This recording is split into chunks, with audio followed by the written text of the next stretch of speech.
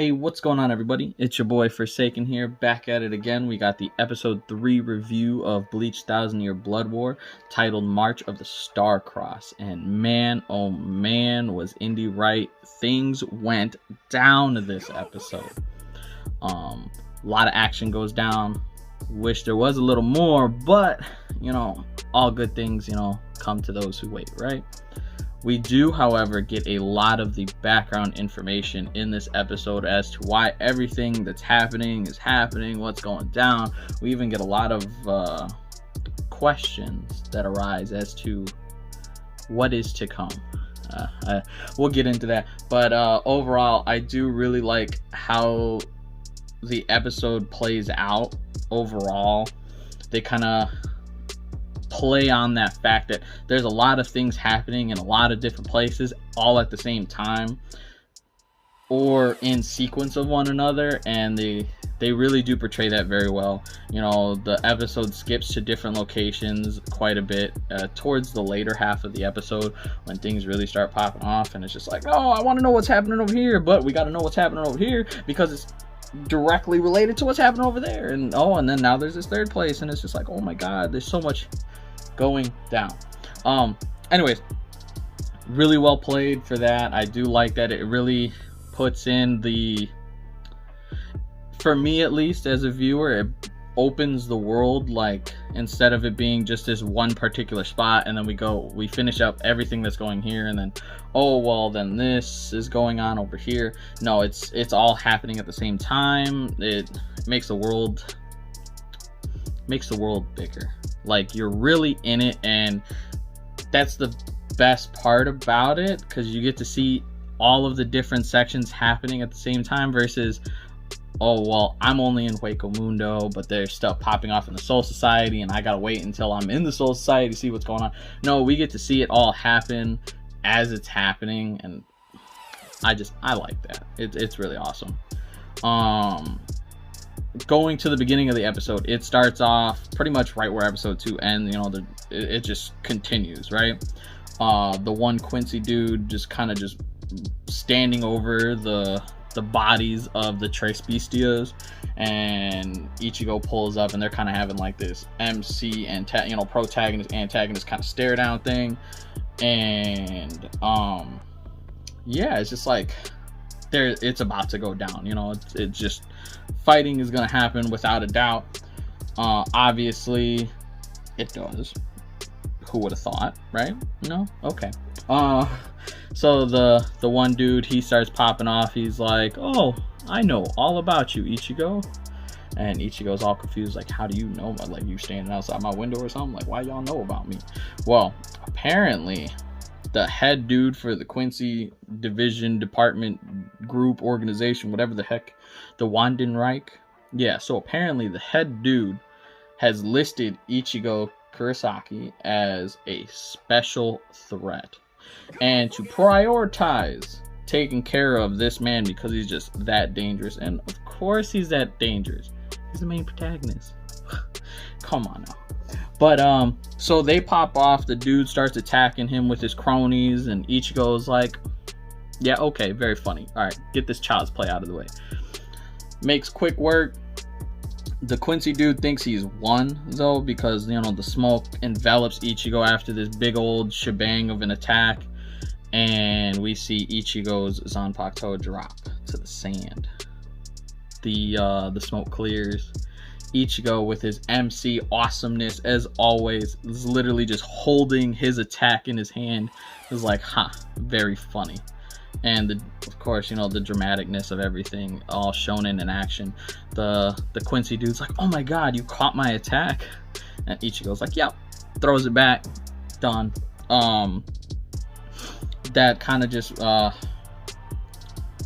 it kind of brings back the joy of the shonen, because it's like, man, a lot of like whack stuff, like there was deaths in the last 2 episodes. There was just a lot of just like tension and stuff going on. There's still tension, but at least seeing those kind of shonen ploys, or gimmicks drop like that kind of brings it a little bit like, yes, this is what I'm here for. This is what everybody's here for, right?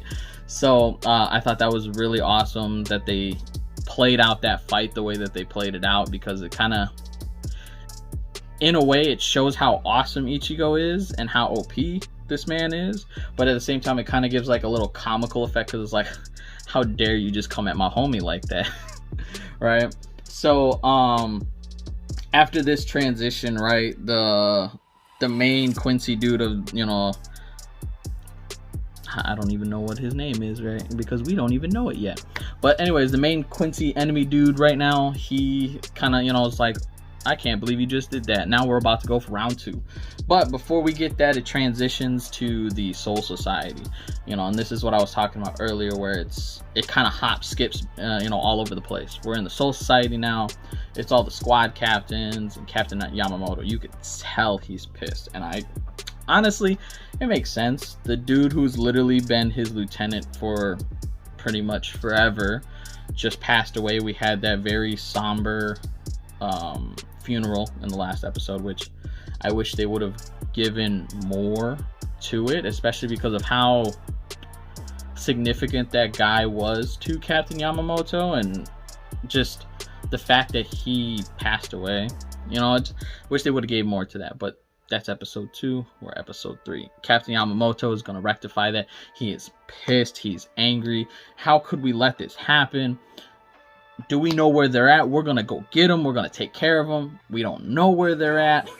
And so now he's even more upset. And so he's just like, okay, screw this. We're not going to wait around. They said 5 days. We can't trust them because they launched a surprise attack. Why would we believe that they're going to be honest when they couldn't even be up front and come through the front door and beat us? So he tells all the squad captains, yo, assemble, you know, start getting prepared for war. We're not waiting. We're going to be ready. So as soon as they try to start something, you know, get something going again, we're going to be the ones to whoop their booty, because, you know, we're going to try to keep it PG with the language. But so after this, it transitions back, right? You know, and then this is where we get all the fighting and stuff like that, where, you know, with the Zanpakuto and the smoke and all that stuff. This is when the Quincy dude, he's trying to end the fight, you know, because obviously if you keep the MC fighting for long enough, he's gonna either power up or he's gonna do something in order to make the fight go in his favor. That's how it always works, right? So dude tries to end the fight because he's all cocky and powerful and OP, and, you know, he's like, I don't have to worry, but I'm gonna do it anyways, just to end it, make it quicker, right? So he shows his final form. That's not even his final form, right? You know, just like Frieza likes to say. But anyways, this ain't Dragon Ball, this is Bleach. He pops off with this crazy, he starts pulling in the energy, the reishi from the world, from the people, all this stuff, and he gets like these weird crazy blue wings. His sword starts glowing up like a glow stick, you know. And apparently it's the Let's Steel, which is like the final form or whatever, or the final technique of a Quincy. But it's, for him, it's not. It's apparently called, I had to actually go back to the episode and see what he actually called it, because it was just like this weird like German name, because they're supposed to be like German or whatever.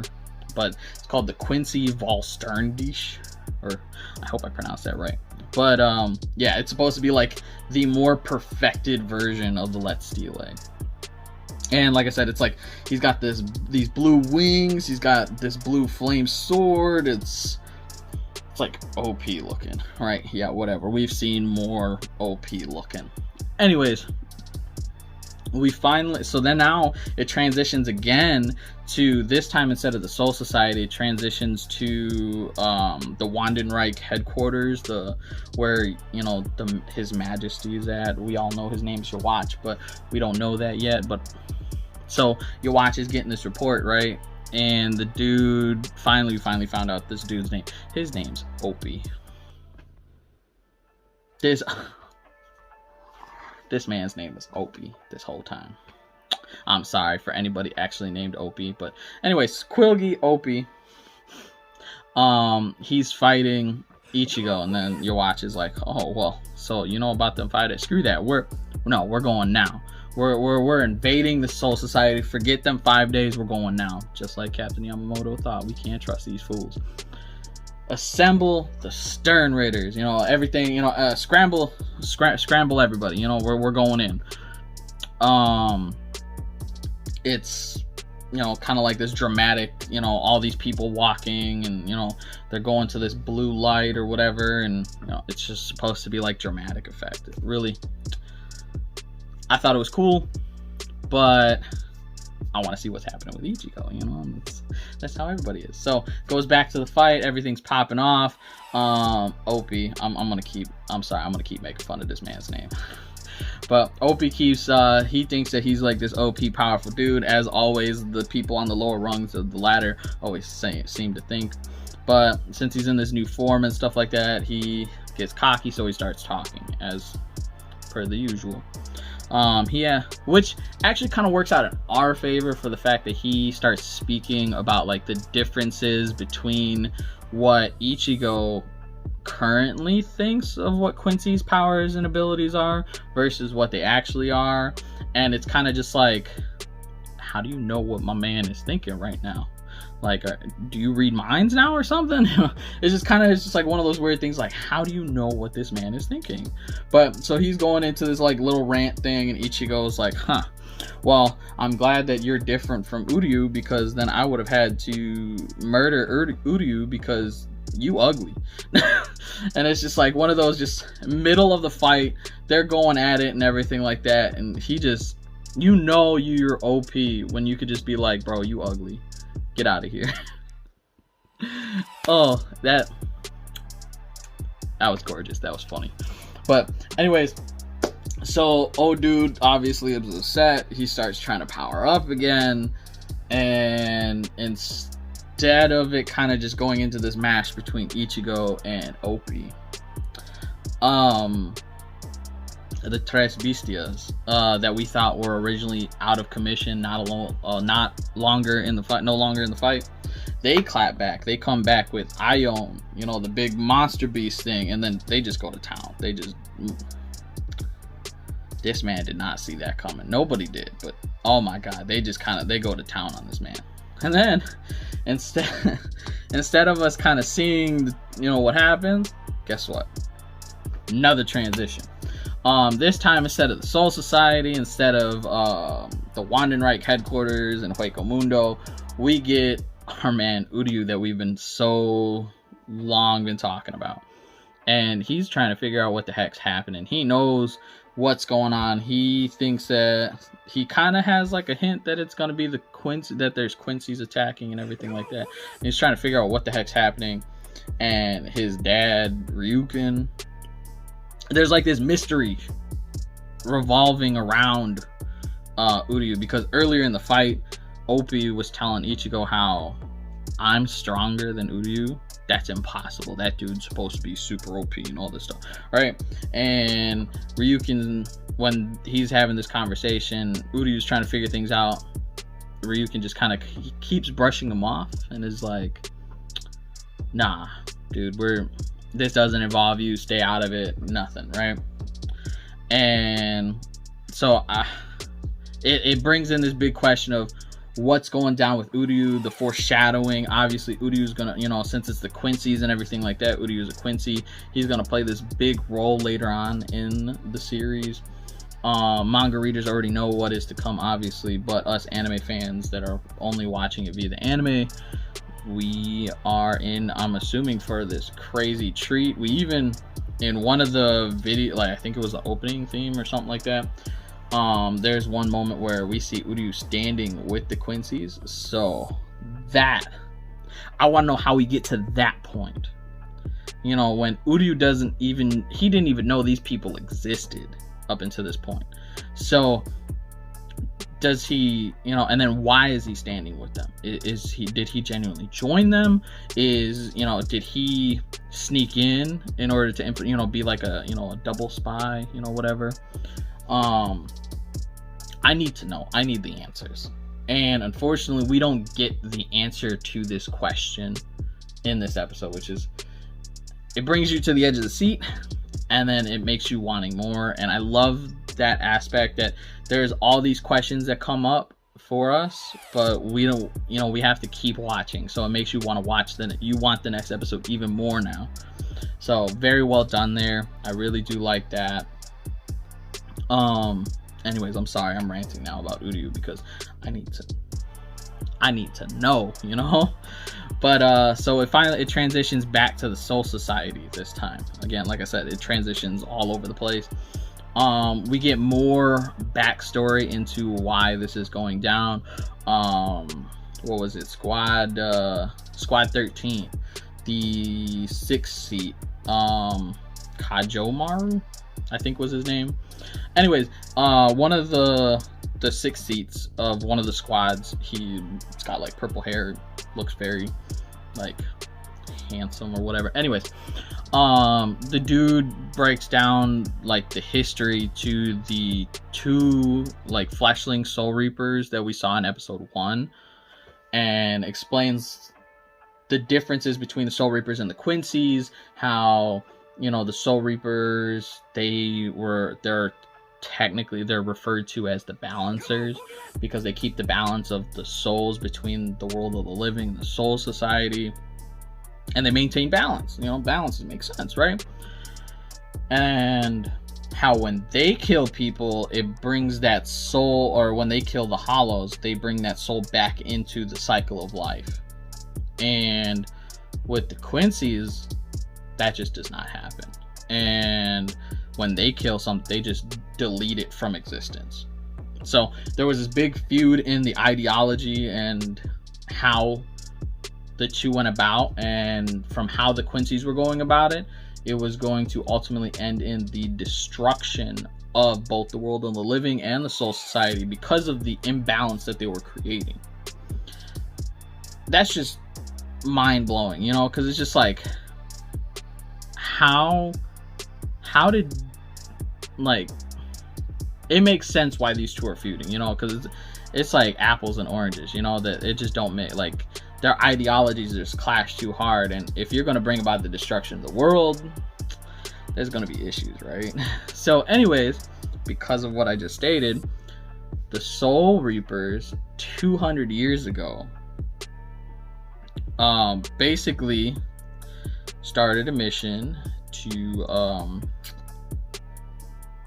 cause a genocide of the Quincy's, and it did not go well, as you can see, because now it's biting them in the keister, and the Wandenreich is back, and now they're trying to cause a mass genocide. And so so now they're just not on the same wavelength. There's no way to rectify this situation. It is either one or the other now at this point. There's just no way that they're going to. The bridges have been burned, figuratively and technically, literally at this point. So big reason right there, backstory of why this is happening. Now we know why these people are coming, the Wandenreich are coming in and just going ham on the Soul Society, right? And why they're killing all these hollows. It's causing that further imbalance, and why this is such a big deal to the Soul Reapers and the Soul Society, right?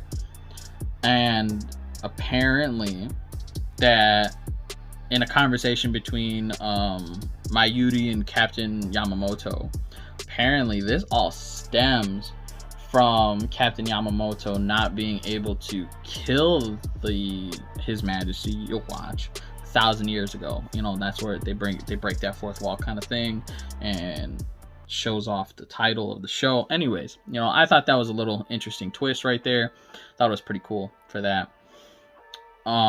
Finally, after all the backstory telling and the dialogues and stuff like that, we go back to Wako Mundo with Opie and Ichigo going at it.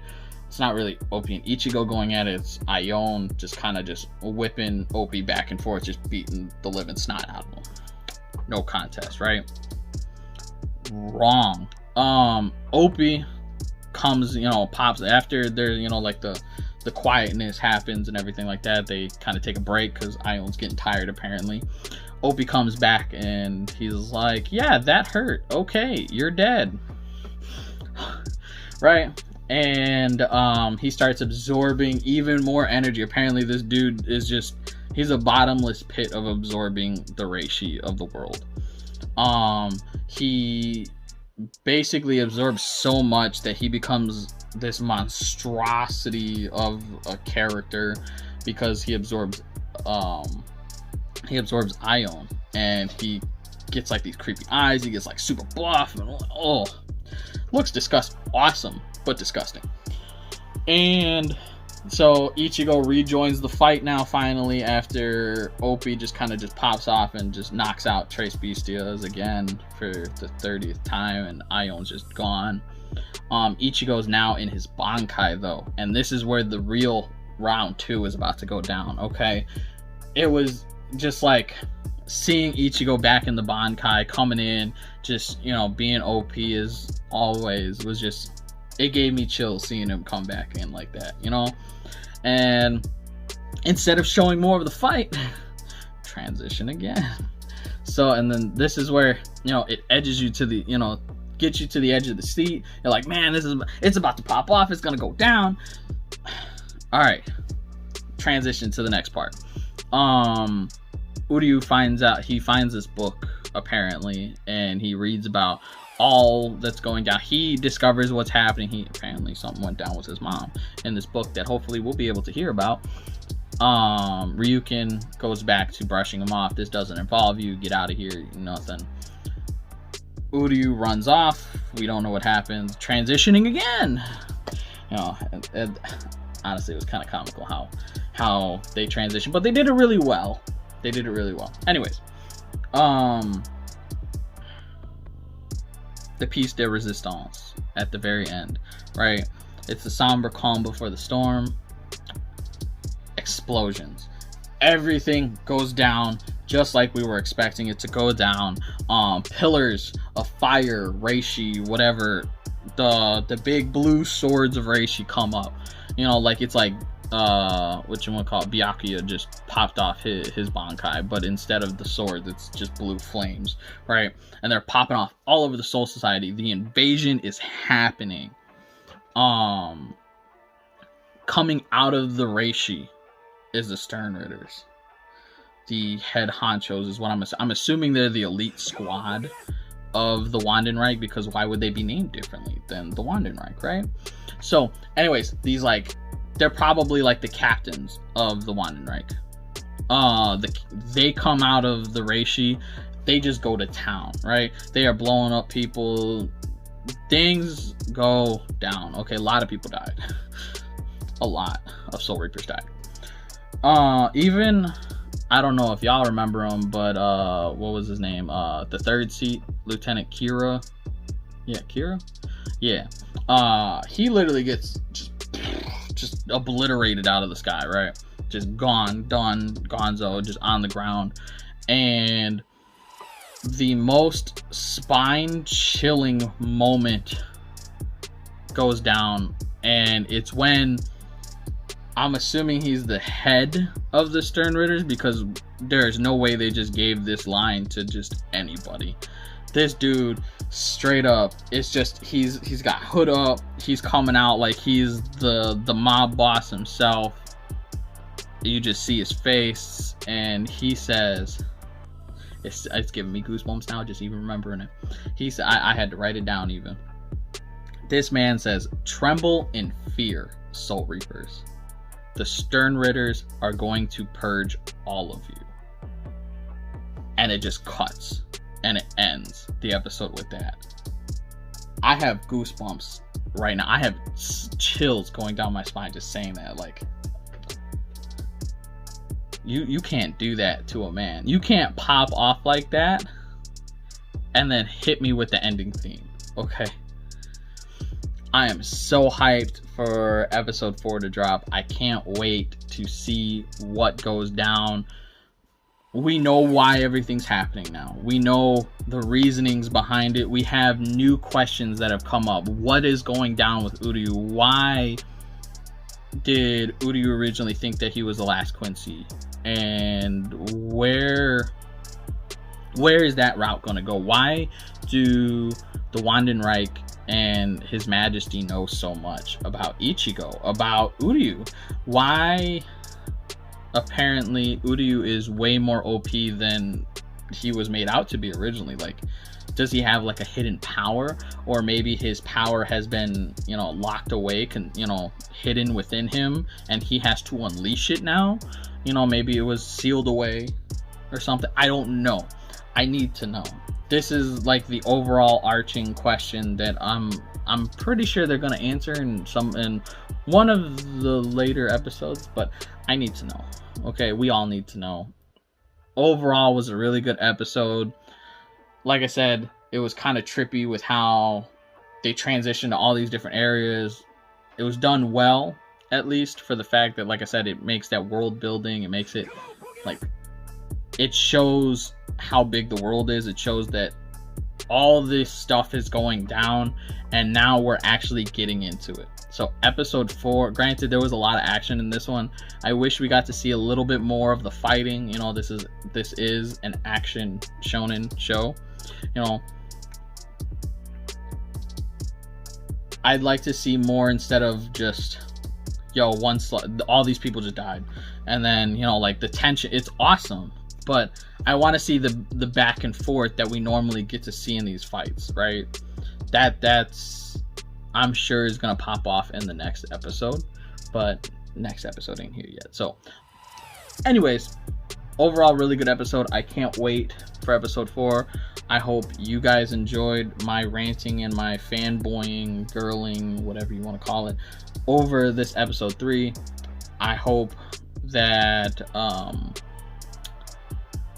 I hope we get to find out what happens with Uryu in the next episode. I don't think we will. I think it'll be later, like way later. But we are going to see a lot of action pop off, because now that they've invaded, obviously they got to do something with the invasion now. They can't just postpone that until the following episode afterwards, right? So hopefully you enjoyed this. I know I enjoyed talking about it. Let me know what you guys have to say about it in the comments below, please. You know, I'd love to have a conversation about this. Anybody want to talk about it? By all means, I'm all for it. If you got any thoughts about what's to come, obviously no spoilers from the mangas. You know, all theoretical, all hypothetical. You know, so super hyped about what's to come. Yeah, let us know. And then of course, definitely give us a like and subscribe here at the YouTube channel. Definitely give us a follow over on the Instagram at Anime Assembled and A+ Opinions. We do have a lot of posts popping off over there. So yeah, so hopefully, and then we're gonna have Anime Assembled come back for every Saturday. We're still trying to get a schedule down for me and Indy to actually get recording for that. Hopefully that'll be coming soon for you. Question mark, maybe. I don't know. I'm ranting. I'm just rambling off. I'm sorry. Yeah, so yeah, definitely, you know, I appreciate y'all tuning in, and I hope you guys have a wonderful time. Take care, and watch anime. Bye-bye. If you want to see more anime content on this channel, don't forget to like, subscribe, and hit that notification bell so you know every time we drop a new content, man. The Anime Assemble crew is going to do their best to bring you reviews for everything anime. And don't forget about Anime Assemble coming back every Saturday, boy. We can't wait. Love you guys. I'm out.